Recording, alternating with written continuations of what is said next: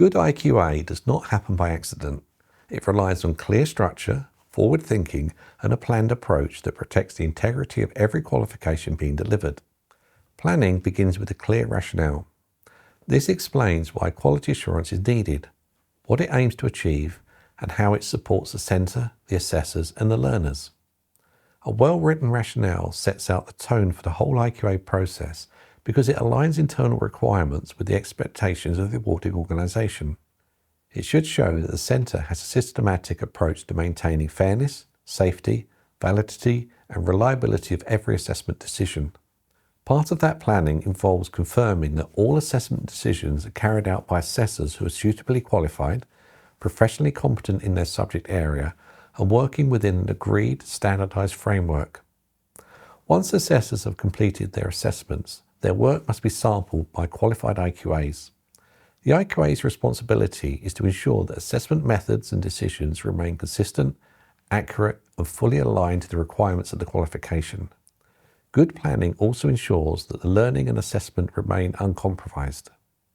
IQA activity should never restrict a learner's ability to achieve.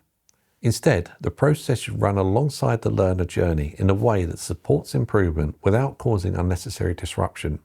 When planning sampling schedules, IQAs must consider the individual needs of the learner, the demands of the qualification, and the requirement for assessments to be reliable and comparable across groups and delivery teams. An essential part of the IQA planning process is the observation of assessors in practice.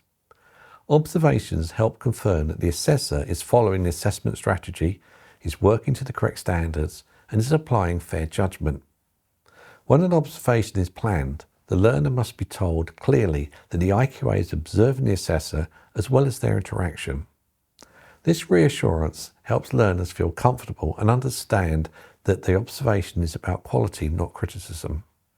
Preparation also includes scheduling standardisation activities.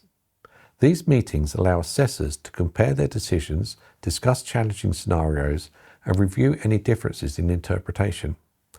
When planned correctly, these sessions encourage open conversation, reflective practice, and improve consistency across the whole team. Planning must also consider the frequency and type of sampling to be carried out. Sampling should not happen reactively or as and when needed. It should follow a structured plan that sets out when sampling will occur, what it will be looking at, and whose work will be reviewed. This ensures that assessment evidence is checked at multiple stages, not only at the end of a course.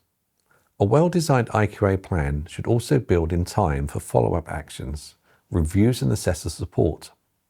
Quality assurance is not simply a monitoring activity, it's a developmental one. The IQA must be available to discuss findings, address concerns, clarify expectations, and offer guidance so that improvements can be made quickly and effectively. Finally, planning for IQA means planning for flexibility. Unexpected issues will arise. Learners may need additional support. Assessors might require further training. Awarding organisations may update their requirements. A strong IQA plan should be robust enough to maintain standards, yet flexible enough to respond to new challenges without compromising the quality of teaching or the fairness of assessment.